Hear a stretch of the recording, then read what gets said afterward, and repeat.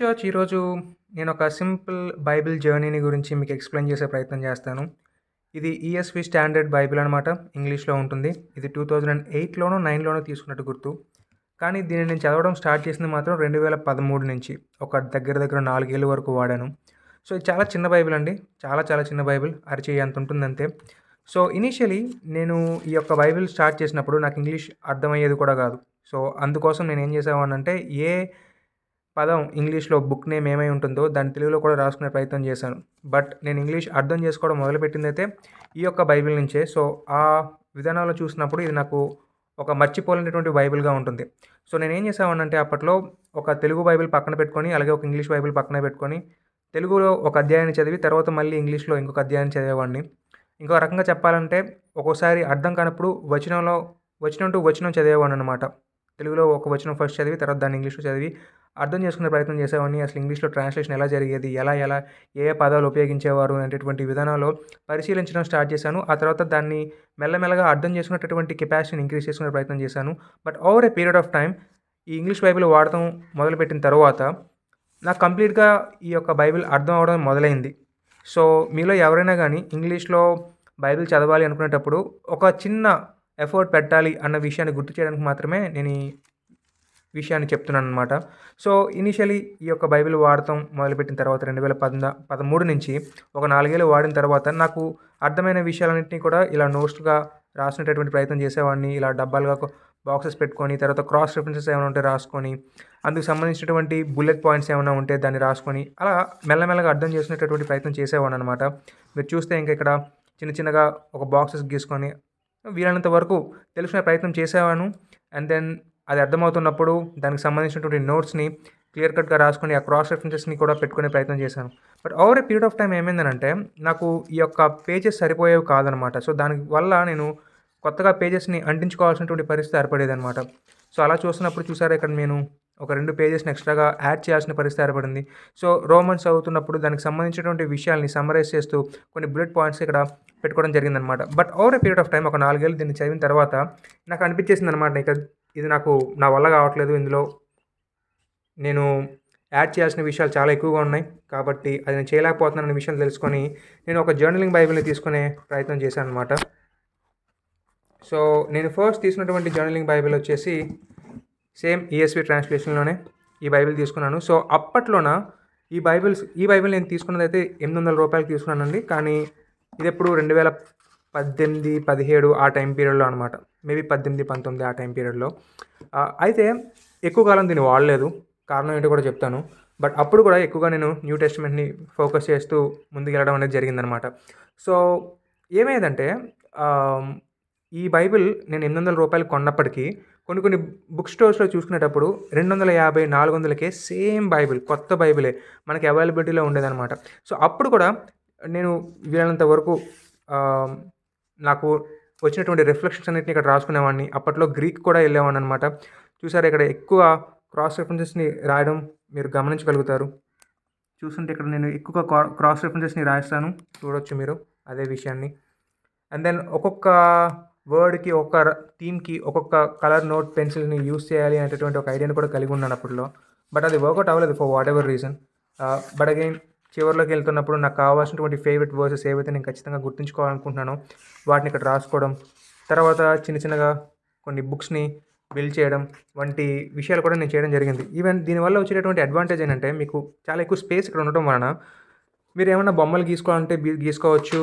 And then ఇంకేమన్నా you know additionally మీరు extra నోట్స్‌ని రాసుకోవాలి అనుకున్నా గానీ రాసుకోవచ్చనమాట.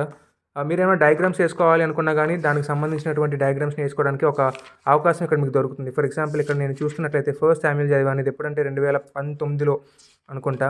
సో, మీరు చూడొచ్చు వీలైనంత వరకు నేను చాలా చాలా డయాగ్రామ్స్ వేసుకోవడానికి కావాల్సినటువంటి అవకాశాన్ని ఇది నాకు కల్పించింది. మీరు చూస్తున్నట్లయితే ఇక్కడ ఒక్కొక్క పదానికి మీనింగ్ ఏంటో కూడా నేను రాసుకున్నాను. సో, ఈ యొక్క పదానికి హీబ్రూలో ఏంటి మీనింగ్ అన్న విషయాల్ని ఇక్కడ నేను రాసుకోవడానికి నాకు ఒక అవకాశాన్ని ఈ యొక్క బైబిల్ నాకు కల్పించింది. ఎందుకంటే సింపుల్‌గా స్పేస్ ఎక్కువగా ఉండినటువంటి కారణం చేతనే. ఇక్కడ మీరు చూస్తుంటే ఆ వంశావళిని నేను సింపుల్‌గా ఇక్కడ నేను డయాగ్రామ్స్‌లో రాసుకోవడానికి నాకు ఒక అవకాశాన్ని కల్పించిందనమాట. ఇలాగే ముందుకు వెళ్తున్నట్లయితే ఇక్కడ మీరు చూడొచ్చు నా బుల్లెట్ పాయింట్స్ పెట్టుకున్నాను. ఏ రకంగా సౌలు దావీదుకి ఎగెయిన్స్ట్‌గా వెళ్తూ తన యొక్క ప్లాట్స్‌ని ప్లాన్ చేశాడో వాటిని అక్కడ రాయడం జరిగింది. అండ్ ఇక్కడ మీరు చూస్తున్నట్లయితే ఈ యొక్క జినియాలజీని ఇక్కడ నేను రాయడం జరిగిందనమాట. ఇలా మీరు ముందుకెళ్తే ఇక్కడ చూస్తున్నాను రాక్ ఆఫ్ ఎస్కేప్ అని ఒక చిన్న బొమ్మ కూడా గీశాను. ఇక్కడ చూస్తే నాబాలు, అబిగేల్ గురించి కూడా నేను ఇక్కడ రాయడం జరిగిందనమాట. అండ్ దెన్ ఈ యొక్క జియోగ్రఫీని కూడా ఇక్కడ నేను గీయడం జరిగిందనమాట.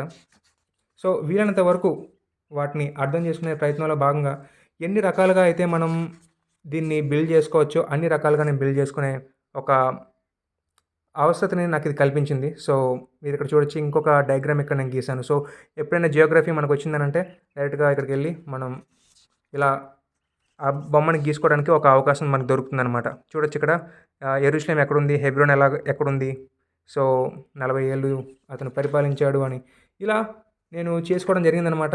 బట్ అగైన్ ఎక్కువగా దీన్ని వాడలేదు. ఎందుకంటే తర్వాత నాకు అనిపించిందనమాట నాకు ఇది కూడా సరిపోవట్లేదు అన్న ఫీలింగ్ నాకు ఎప్పుడైతే కలిగిందో ఇంకా ఇక్కడి నుంచి మనం మూవ్ ఆన్ అవ్వాలి అన్న ఒక ఫీలింగ్ కలిగింది. సో ఇందులో నాకు ఒకే ఒక రిబ్బన్ వచ్చిందండి. కానీ నేను మాత్రం ఎక్స్ట్రాగా కొన్ని రిబ్బన్స్ని యాడ్ చేసుకున్నాను. ఒక ఎక్స్ట్రాగా 3 రిబ్బన్స్ వరకు యాడ్ చేసుకున్నాను.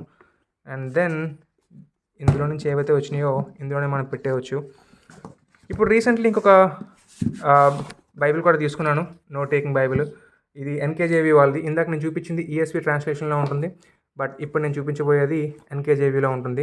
ఇది అంత ఫేవరెట్ కాదు నాకు. ఫస్ట్ ఆఫ్ ఆల్ నాకు బొమ్మలు వేసుకోవడం ఇష్టం ఉండదు. సో వీళ్ళేమో మొత్తం స్పేస్ మొత్తాన్ని ఇలా బొమ్మలు గీసుకోండి, స్కెచెస్ గీసుకోండి అని చెప్పేసి అన్నట్లుగా వీళ్ళు ఇవ్వడం జరిగింది.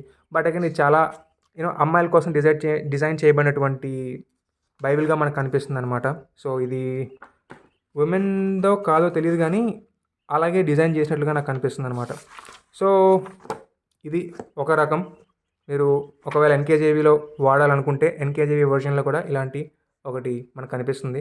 సో ఇంపార్టెంట్ వర్షన్స్ ఏవైతే ఉన్నాయో వాళ్ళు ఫీల్ అయ్యారో వాటిని ఇలాగ మొత్తం బొమ్మలతో నింపేశారు. ఇలాంటివి నాకు పర్సనల్లీ ఇష్టం ఉండవండి, కానీ తీసుకున్నాను. ఇది కాకుండా ఇంకొకటి కూడా ఉందండి, అది కూడా మీకు చూపిస్తా. Just a second. సో ఇది సిఎస్బి ట్రాన్స్లేషన్లో అనమాట. సిఎస్బి ట్రాన్స్లేషన్ కూడా చాలా మంచి ట్రాన్స్లేషనే. ఒక రకంగా చెప్పాలంటే ఎన్ఐవి ఎవరైనా వాడుతున్నట్లయితే వాళ్ళని ఈజీగా సిఎస్బిలోకి మూవ్ అయిపోమని నేను చెప్తాను. సో ఇది హీ రీడ్స్ ట్రూత్ బైబిల్ అనమాట. బట్ అగైన్ ఇందులో మనం ఓపెన్ చేసి చూసినట్లయితే చాలా మటుకు మనకి వైడ్ మార్జిన్ మనకు కనిపిస్తుంది. సో దీన్ని కూడా మనం సేమ్ ఒక జర్నలింగ్ బైబిల్ ఎలా అయితే వాడతామో అలా వాడుకోవడానికి కావాల్సినటువంటి అవకాశం ఇది మనకి చాలా ఎక్కువగా కల్పిస్తుంది అనమాట.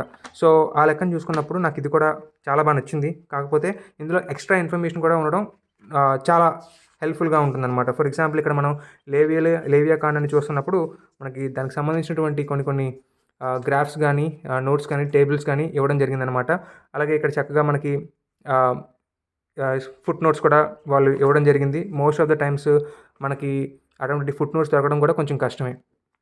కాబట్టి ఫుట్ నోట్ ఇన్ఫర్మేషన్ కూడా మనకు ఉండడం బట్టి మనం దీన్ని ఇంకా క్లియర్గా అర్థం చేసుకునే అవకాశాన్ని మనకి కల్పిస్తుంది అనమాట. సో ఇది ఏం లేదండి, ఇది పుస్తక పరిచయం కాదు, జస్ట్ మామూలుగా జర్నలింగ్ బైబిల్స్ ఎలాగుంటాయి అనే విషయాన్ని చెప్పడానికి నేను చూపించినటువంటి ఒక ఎగ్జాంపుల్ అనమాట. సో సింపుల్గా ఇలా ఉంటాయి ఒక జర్నలింగ్ బైబిల్. దీని గురించి మీరు తెలుసుకోవాలనుకుంటే, ఇంకా డీప్గా వెళ్ళాలనుకుంటే ఆల్రెడీ దీని గురించి ఏ రిస్టోర్డ్ లైఫ్ అనేటటువంటి యూట్యూబ్ ఛానల్లో ఒక సిస్టర్ ఇటువంటి వీడియోస్ని పెడతాం జరిగింది. ఒకసారి ఆ వీడియోని కూడా చూడండి. దాన్ని నా పేజ్లో, నా యొక్క యూట్యూబ్లో కూడా షేర్ చేయడం జరిగింది. సో ఒకసారి అది చూసే ప్రయత్నం చేయండి. మీరు కూడా ఇటువంటి ఒక ఫీలింగ్లో ఉన్నట్లయితే, ఖచ్చితంగా ఏమైనా రాసుకోవాలి బైబిల్ అనుకున్నట్లయితే, దానికి స్పేస్ కోసం మీరు చూసినట్లయితే ఒక జర్నలింగ్ బైబిల్ వాడతాం అనేది చాలా చాలా ఉత్తమమైనటువంటి మార్గం. అయితే ఇప్పుడు నాకు ఇవి సరిపోవట్లేదు. సో నేను కంప్లీట్లీ సాఫ్ట్వేర్ని యూస్ చేస్తున్నాను. లోగోస్ బైబిల్ సాఫ్ట్వేర్ని ఉపయోగించి ఒక్కొక్క వచనానికి సంబంధించి కొంచెం డీపర్గా స్టడీ చేసే ప్రయత్నం చేస్తున్నాను. ఎందుకంటే ఈ స్టడీ బైబిల్స్ యూస్ చేస్తున్నటువంటి కాలంలో, అంటే 2019, 20 ఆ కాలంలో నేను ఎక్కువగా గ్రీక్, హీబ్రూ మీద డిపెండ్ అయ్యేవాడిని. కానీ ఇప్పుడు మళ్ళీ ఎక్కువగా కల్చరల్ కాంటెక్స్ట్ మీద కూడా వెళ్ళటం, అలాగే అక్కడ ఉన్నటువంటి సోషల్ కల్చరల్ లింగ్విస్టికల్ కాంటెక్స్ట్ని కూడా చూసే ప్రయత్నం చేయడాన్ని బట్టి నోట్స్ ఎక్కువైపోతుంది. సో దానివల్ల నేను లోగోస్ బైబిల్ సాఫ్ట్వేర్ని యూస్ చేసుకోవాల్సినటువంటి పరిస్థితి ఏర్పడింది. సో ఇప్పుడు నేను రైట్ నౌ నా నోట్స్ మొత్తం లోగోస్ బైబిల్ సాఫ్ట్వేర్లో ఉంటుంది. సో మీరు ఒకవేళ మరి ఆ లెవెల్లోకి వెళ్తే, మీకు నోట్స్ సరిపోవట్లేదు, ఇక్కడ ఉండే స్పేస్ సరిపోవట్లేదు అనుకుంటే, మీరు లోగోస్ బైబిల్ సాఫ్ట్వేర్ని కూడా యూస్ చేసుకోవచ్చు. సో హ్యావింగ్ సెడ్ దట్, చాలామంది తెలుగులో అడుగుతున్నారు. ఇది తెలుగులో మనకి అవైలబిలిటీలో లేదు. సో దాన్ని బట్టి నా సజెషన్ ఏంటంటే ఇంగ్లీష్‌లోకి మీరు ఖచ్చితంగా కన్వర్ట్ అవ్వండి. మీరు ఇంగ్లీష్‌లోకి ఎప్పుడైతే మీ యొక్క నాలెడ్జ్‌ని డెవలప్ చేసుకుంటారో, అర్థం చేసుకోగలిగేటటువంటి వర్కింగ్ నాలెడ్జ్ ఉన్నా సరిపోతుంది. అది మీకు బోలెడన్ని ఆపర్చునిటీస్‌ని ఓపెన్ చేస్తుందనమాట. ఓకే.